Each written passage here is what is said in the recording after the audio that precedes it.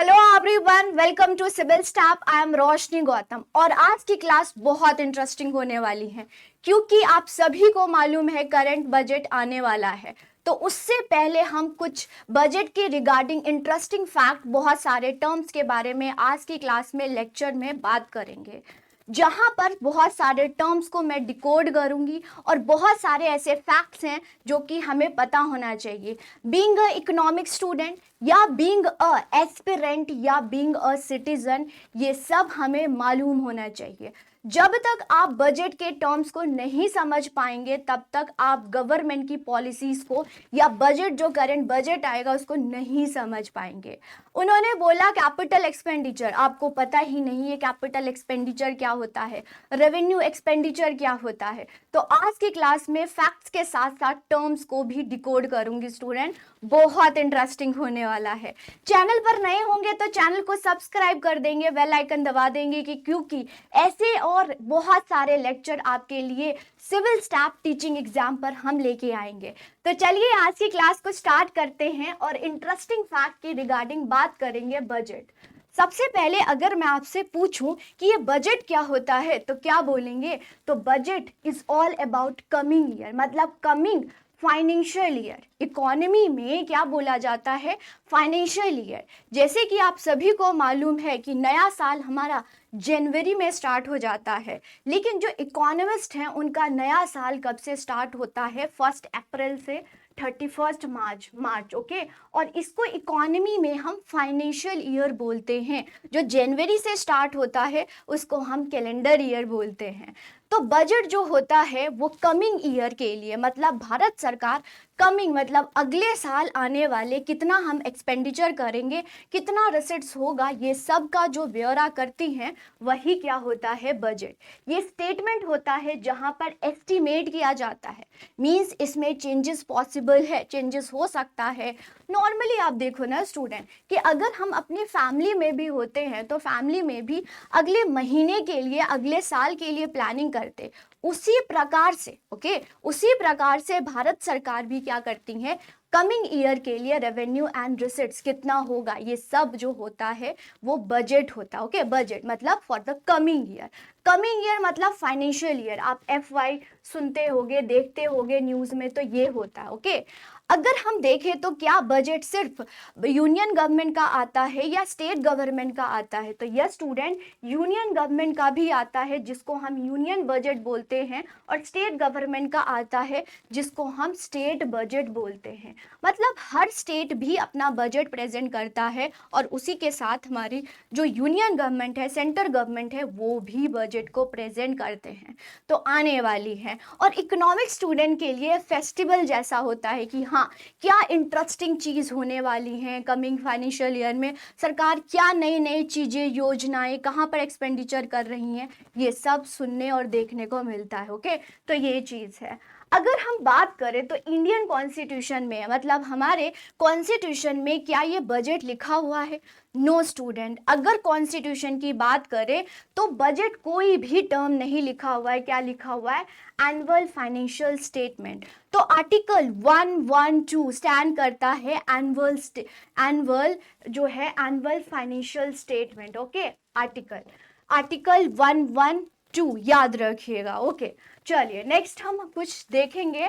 अब देखिए, ये क्लासिफिकेशन ऑफ बजट होता है, मींस बजट जो होती हैं वो ऐसे क्लासिफाई किया जाता है, और ये ट्रेडिशनल वे है, जैसा बहुत दिनों से, मतलब बहुत बहुत सालों से ऐसी क्लासिफिकेशन हमें देखने को मिलता है। मींस गवर्नमेंट बजट जो होती हैं वो दो प्रकार से डिवाइड किया जाता है, क्लासिफाई किया जाता है। एक रेवेन्यू होता है और एक कैपिटल होता है। रेवेन्यू की बात करें तो रेवेन्यू मतलब डेली का खर्चा या डेली में कहाँ से पैसा आएगा, और कैपिटल की बात करें तो ये लॉन्ग टर्म होता है, कैपिटल इन नेचर, मतलब capital is all about long run और revenue is all about short run. Short run की बात करते हैं, डेली की बात करते हैं। अब डेली पैसा भी आता है तो उसको हम बोल देते हैं रेवेन्यू रिसिट्स। तो सरकार के पास डे टू डे रिसिट्स कहाँ से आती हैं? टैक्स और नॉन टैक्स से। सरकार डे टू डे एक्सपेंडिचर कहाँ करती है? सैलरीज और पेंशन पर। वही कैपिटल की बात करें तो कैपिटल रिसिट्स भी होती हैं, मींस बोरोइंग करती हैं, या डिसइन्वेस्टमेंट सुना है आपने, डिसइन्वेस्टमेंट करती हैं, तो वो कैपिटल रिसिट्स मतलब कैपिटल इन नेचर होता है। वही कैपिटल एक्सपेंडिचर, जैसे आपने सुना है भारतमाला सागरमाला प्रोजेक्ट्स, मतलब एक बार इन्वेस्टमेंट किया और ये लॉन्ग टर्म चलता ही रहा, वो होता है कैपिटल एक्सपेंडिचर। ओके, तो ऐसे क्लासिफाई किया जाता है, इसमें बहुत कुछ पढ़ने को है, मीन्स कभी हम इंडिविजुअल लेक्चर में इस पर हम चर्चा करेंगे। ओके, आगे चलते हैं, कुछ फैक्ट्स के बारे में बात करेंगे। अब बात करें तो आपको यही लगता है कि हाँ मिनिस्ट्री ऑफ फाइनेंस प्रेजेंट करती हैं तो वही बनाती होंगी। No student, ministry of finance जो है, जो भी करंट गवर्नमेंट की मिनिस्ट्री होगी फाइनेंस, वो बजट को प्रेजेंट करते हैं, लेकिन इनके पीछे बहुत सारे लोग होते हैं जो इस पर काम करते हैं और बजट को बनाया जाता है। तो वो कौन से लोग होते हैं, तो वो होते हैं बजट डिवीजन। कौन सी डिपार्टमेंट होती हैं, तो department of economy affair. Okay, यहाँ पर एग्जामिनर पूछ लेता है बजट डिवीजन की जगह इकोनॉमी डिवीजन, तो याद रखिएगा that is budget division. Department कौन सी है, डिपार्टमेंट है department of economic affair under the ministry of finance के अंडर ये होती हैं। सारी जो लोग हैं वो बजट को प्रिपेयर करते हैं और लास्ट में मिनिस्ट्री ऑफ फाइनेंस के द्वारा इसको प्रेजेंट किया जाता है। ठीक है, ये है। वही अगर हम देखें तो यूनियन बजट जो है वो 1 फरवरी, तो ऐसा क्या था कि हमेशा से 1 फरवरी को ही बजट प्रेजेंट किया जाता है। अभी आप देखोगे तो 1 फरवरी को बजट प्रेजेंट होने वाला है, लेकिन ये बहुत दिनों से ऐसे ही चलता आ रहा है। नो स्टूडेंट, बहुत ज़्यादा बदलाव हुए हैं डेट और टाइम में, वो मैं आगे आपको बताऊंगी। तो अभी अगर हम बात करें तो 1 फरवरी को बजट प्रेजेंट होता है। ये कौन हुआ, कब हुआ, कैसे हुआ, अभी हम देखेंगे। ठीक है, ये है। अब यहाँ पर आपने ये सारी चीजें नोट करनी थी। अब बात आती है, एक बजट तो होता है मैम, सर्वे भी आता है। हाँ, सर्वे भी आता है और बजट भी आता है, इन दोनों में फर्क बताओ। तो स्टूडेंट, बजट जो होती है वो कमिंग, ध्यान दीजिएगा, वो आने वाले फाइनेंशियल ईयर के लिए होती हैं। अब आने वाले फाइनेंशियल ईयर के लिए अगर पैसा मांग रहे हो तो पिछले वाले भी बताओ आपने क्या और कैसे किया है ना। तो जो लास्ट फाइनेंशियल ईयर, मतलब जो आपने लास्ट ईयर फाइनेंशियल ईयर में क्या रिसिट्स और कितना एक्सपेंडिचर आपने किया है उसका एक्सप्लेनेशन करो। तभी पर करंट जो गवर्नमेंट होती है वो एक्सप्लेन करती है, हमने यहाँ खर्चा किया, ऐसे हमने पैसा लिया और इतना खर्चा किया, जो कि बजट से एक दिन पहले प्रेजेंट होता है। जिस दिन बजट प्रेजेंट होता है उससे एक दिन पहले, 1 day a few day before जो है बजट को प्रेजेंट किया जाता है। और बहुत सारे इकोनॉमिस्ट बोलते हैं कि जो सर्वे और बजट है ना उसमें गैप होना चाहिए, बट अब तक ऐसा कुछ नहीं हुआ है। बजट प्रेजेंट होने से एक दिन पहले जो है वो बजट को क्या होता है, वो सर्वे को प्रेजेंट किया जाता है, ताकि लास्ट फाइनेंशियल ईयर में क्या खर्चा हुआ, क्या हुआ, ये सबका एक्सप्लेनेशन होता है। ओके, ये है।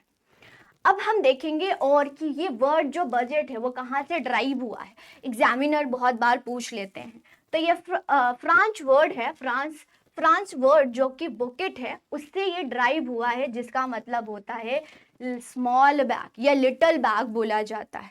तो जब भी आप देखिएगा फोटो न्यूज़ में तो वहाँ पर मिनिस्ट्री ऑफ फाइनेंस जो होती हैं वो क्या होती है, एक स्मॉल बैग लेके जाती हैं। तो उस वहीं से क्या हुआ है, ड्राइव हुआ है, जो है फ्रांस के वर्ड से बजट वर्ड है जो ड्राइव हुआ है, जिसका मतलब होता है स्मॉल, मतलब कि छोटा थैला, उसमें बजट जो डॉक्यूमेंट्स होते हैं उसको लेके जाया जाता है। ओके, तो ये चीज़ है। चलिए नेक्स्ट अब हम देखेंगे। अब सबसे पहले, मतलब आज़ादी से पहले सबसे पहले बजट कौन सी मिनिस्ट्री ऑफ फाइनेंस, मतलब फाइनेंस मिनिस्टर ने बजट को प्रेजेंट किया।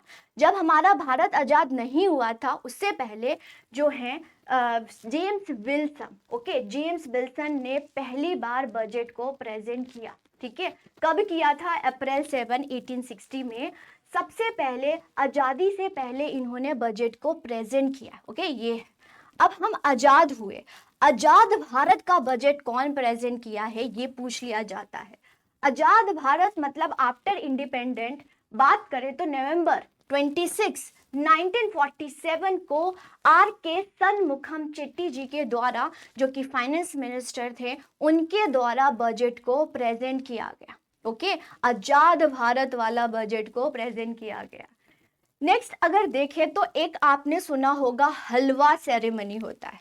ये हलवा क्यों खाते हैं मैम? ये हलवा इसीलिए खाते हैं क्योंकि इन्होंने बहुत मेहनत किया, बजट को इन्होंने बनाने में दिन रात 24/7 मेहनत किया। तो जब फाइनल, ध्यान दीजिएगा, जब फाइनल स्टेज होता है बजट प्रिपेयर्ड का, उसके बाद उस खुशी में हलवा बनता है और उस मतलब खुशी में हलवा बन के वो खाते हैं, तो उसी सेरेमनी को, उसी फेस्टिवल को बोल देते हैं हलवा, कि हमने बहुत मेहनत किया। ठीक है, तो ये हलवा सेरेमनी होता है जब फाइनल स्टेज ऑफ बजट हो जाता है, मतलब कि प्रेजेंट होने से पहले की बात है, होने के बाद नहीं, यहाँ पर कंफ्यूजन भी हो जाता है। जब बजट बन जाता है और उसकी सेलिब्रेशन के लिए हलवा सेरेमनी।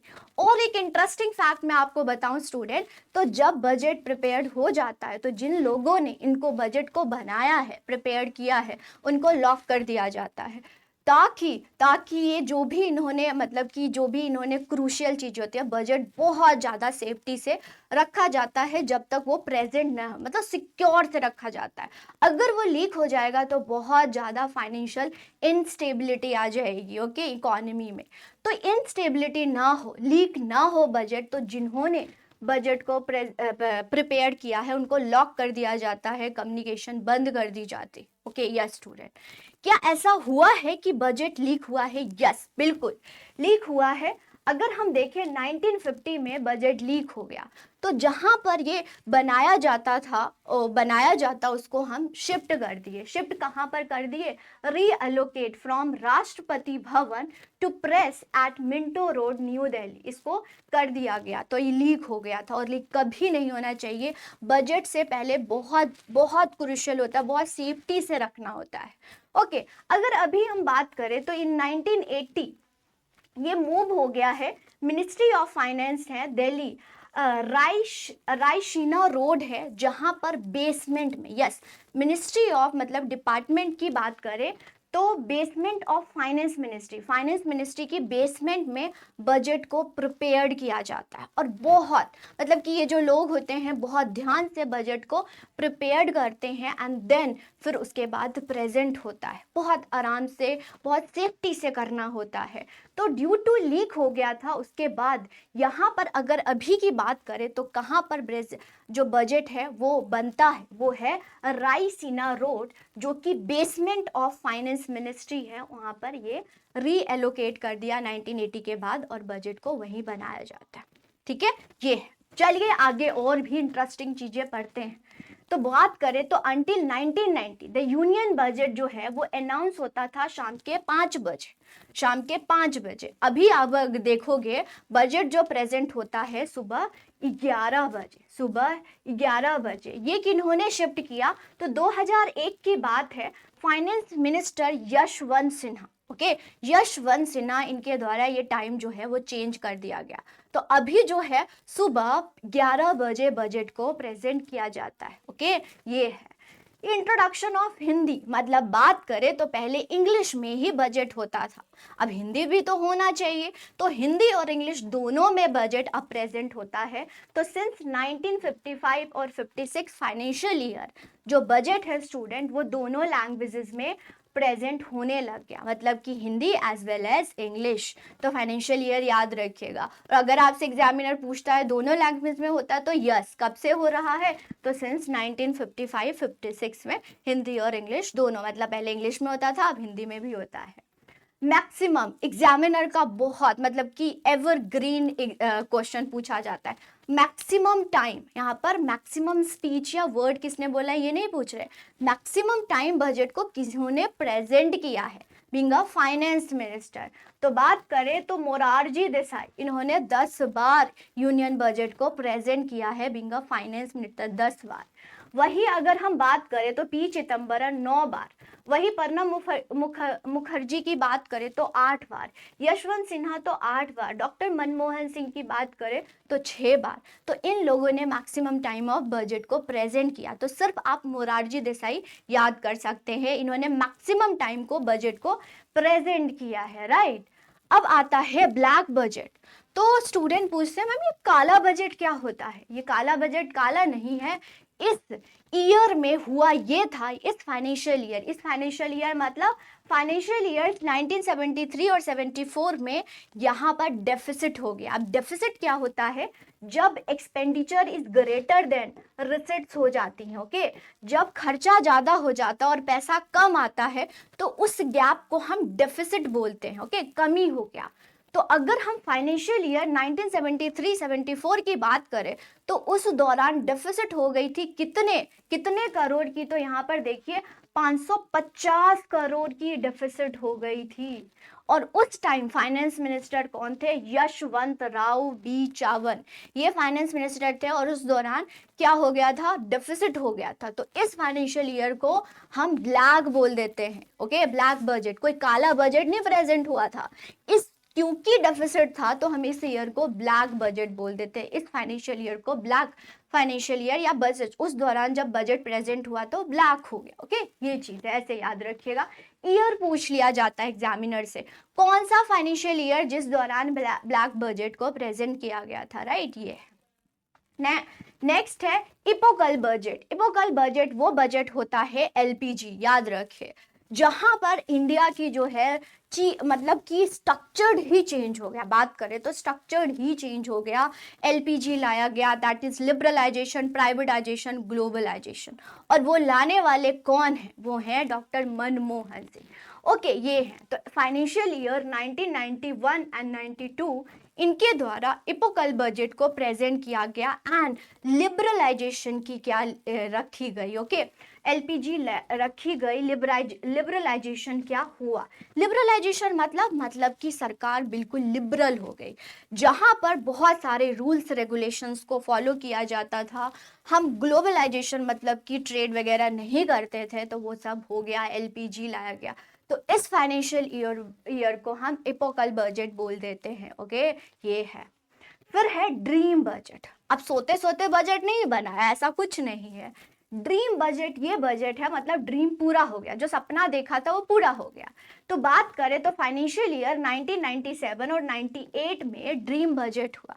अब ये ड्रीम बजट क्या होता है? ड्रीम मतलब इस फाइनेंशियल ईयर में जो इनकम टैक्स है और कॉर्पोरेट टैक्स है, जो कि डायरेक्ट टैक्स है, वो क्या हो गया? रिड्यूस हो गया, रिड्यूस हो गया। इसीलिए इस फाइनेंशियल ईयर को हम ड्रीम बजट बोल देते हैं कि ड्रीम पूरा हुआ, सपना पूरा हो गया। तो 1997-98 फाइनेंशियल ईयर को ड्रीम बोलते हैं। क्यों?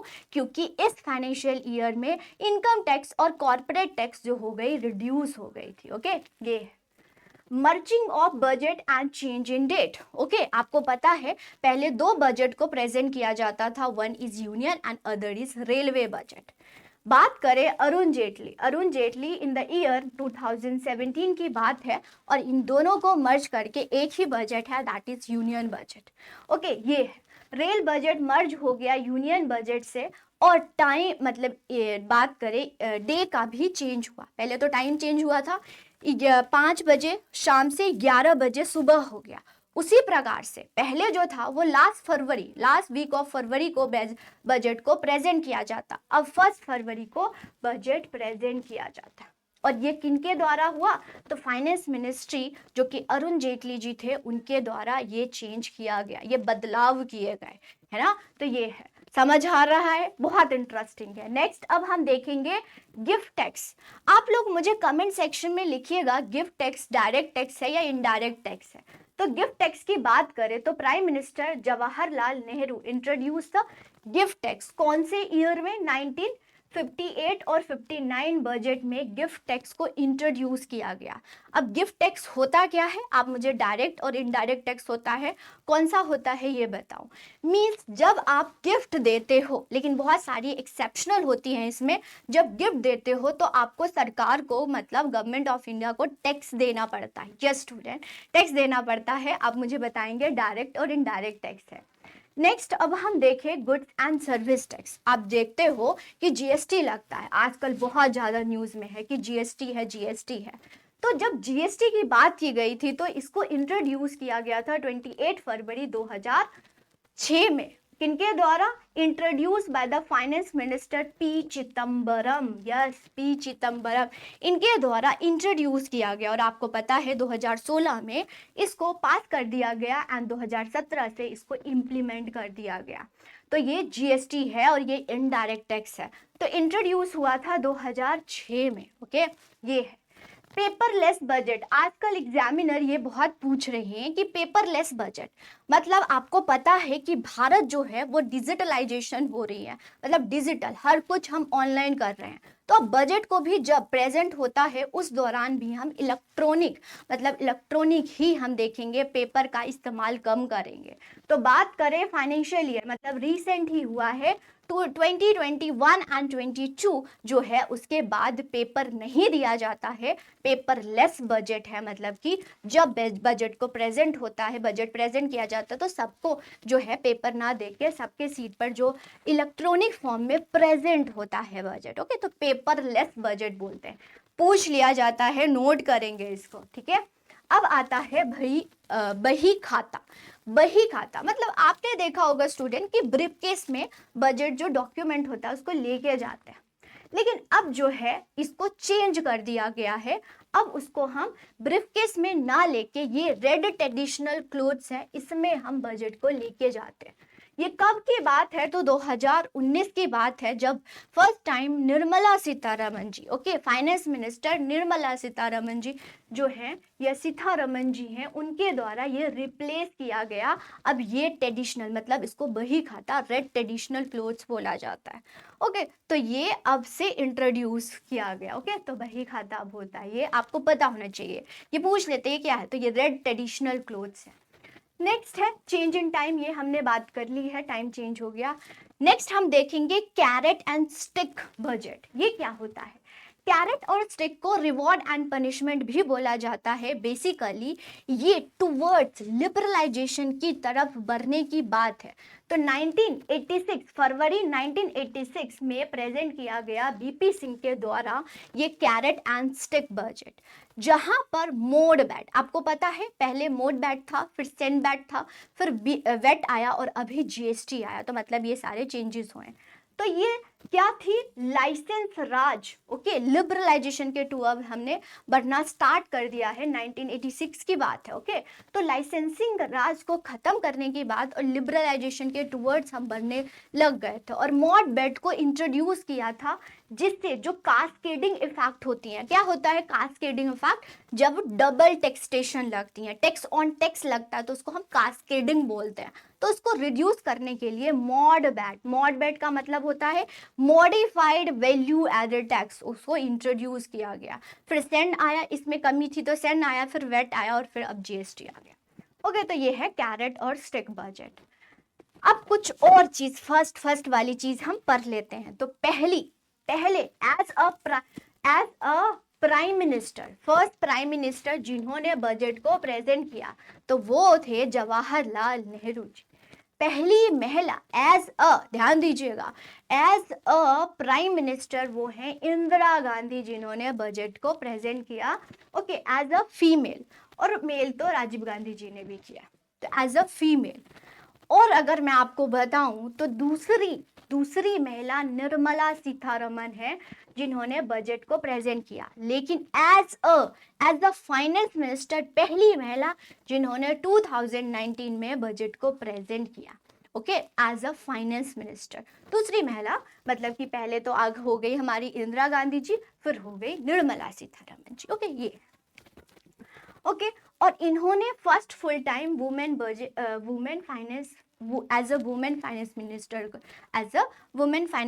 बजट को प्रेजेंट किया। ओके, और तो और मैं आपको बताऊं, अगर आपसे एग्जामिनर पूछता है लॉन्गेस्ट स्पीच किसकी थी, तो लॉन्गेस्ट स्पीच थी निर्मला सीतारमन जी की। ओके, तो इनकी है लॉन्गेस्ट स्पीच। अब गवर्नमेंट फंड को भी थोड़ा सा हम देख लेते हैं ये क्या है। तो अगर हम देखें गवर्नमेंट फंड जो होता है वो ये 4 प्रकार के होते हैं। Consolidated, okay, contingency, public account और सप्लीमेंट्री। कंसोलिडेटेड की बात करें तो ये आर्टिकल 266(1) में मेंशन है। इसी से याद रखिएगा 266(2) में पब्लिक अकाउंट मेंशन है, 267 कंटीजेंसी फंड। मतलब जब बजट प्रेजेंट होता है तो बहुत सारे फंड्स होते हैं।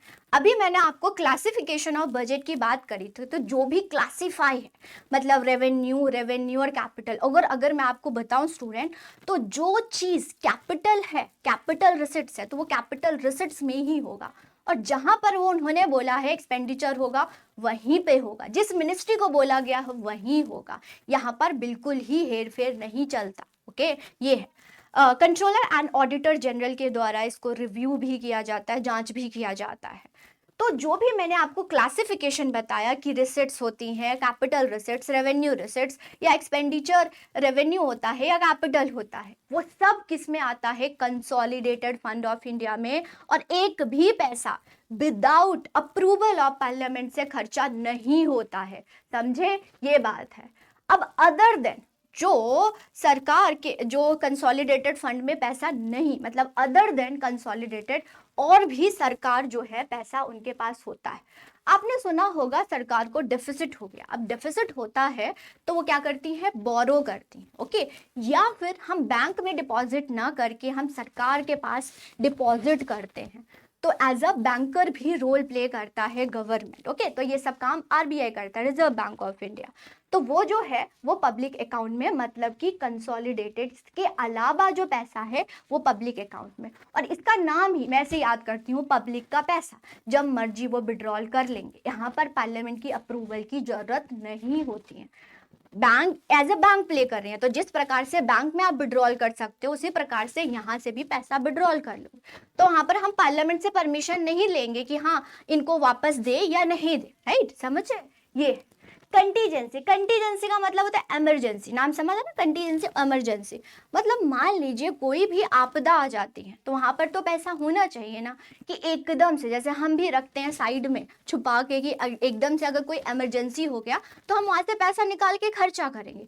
सेम मैं आपको बताऊं स्टूडेंट, बजट आपको पढ़ना है तो खुद से रिलेट करके पढ़ेंगे तो बहुत आसान, बहुत ईजी हो जाएगा। तो कंटीजेंसी फंड मतलब इमरजेंसी सिचुएशन में अगर पैसा चाहिए तो कहाँ से लेंगे? तो ये फंड होता है जहां पर प्रेसिडेंट से परमिशन लिया जाता है और उसको खर्चा कर दिया जाता है। अब आती है सप्लीमेंट्री ग्रांट। जो जो एस्टिमेटेड, मैंने आपको बोला एस्टिमेटेड होता है। तो अब जो मान लो कि हम इसको ना नॉर्मली समझते हैं, मान लीजिए आपको पॉकेट मनी 100 रुपए की मिली, ठीक है, तो उसी प्रकार से गवर्नमेंट या पार्लियामेंट में अप्रूवल हो गया कि हाँ 100 करोड़ का खर्चा आप इस फाइनेंशियल ईयर में करोगे। अब क्या हुआ? अब कम ज्यादा हो गया, किसी को ज्यादा ज्यादा हो गया तो ठीक है, कम भी तो हो सकता है। तो नवंबर और दिसंबर, क्योंकि अभी बात कर रहे हैं अप्रैल से मार्च तक, अब अगला जो आएगा वो दूसरे फाइनेंशियल ईयर में आएगा, उस दौरान अगर कमी हो गई तो फिर से सेशंस होता है और सेशन में ज्यादा मतलब सप्लीमेंट्री एक्स्ट्रा पैसे की डिमांड की जाती है। जैसे कंसोलिडेशन पास होता है उसी प्रकार से सप्लीमेंट्री ग्रांट भी पास होता है, तो ये है एक्स्ट्रा फंड के लिए होती है। ठीक है, तो यहाँ पर इस प्रकार के फंड होते हैं, और भी कुछ जानने को होता है हम डिटेल में किसी लेक्चर पर बात करेंगे। ओके स्टूडेंट, तो आज की क्लास में हमने बजट के फैक्ट्स के बारे में बात करी और करंट बजट आने वाला है उसमें भी देखेंगे कि क्या कैसे कि सरकार जो है वो रिसर्च एक्सपेंडिचर करती हैं। बहुत इंटरेस्टिंग होने वाला है। आई एम वेरी एक्साइटेड कि मैं बजट को हर साल, मतलब पिछले 5 साल से मैं इस पर देख रही हूँ, तो बहुत एक्साइटेड रहती हूँ। तो मैं देखूंगी क्या है कैसे है और आपको भी डिकोड करूंगी सिंपल लैंग्वेज में। ओके, पीडीएफ के लिए हमारे टेलीग्राम चैनल को आप ज्वाइन कर लेंगे। चैनल पर नए हैं तो चैनल को सब्सक्राइब कर देंगे, बेल आइकन दबा देंगे और जाते जाते इस वीडियो को भी लाइक कर देंगे। तो आज की क्लास में इतना ही स्टूडेंट, ऑल द बेस्ट। और कोई भी आपको टॉपिक से रिलेटेड कोई भी चाहिए तो आप डिस्क्रिप्शन बॉक्स में लिख सकते हैं। ओके,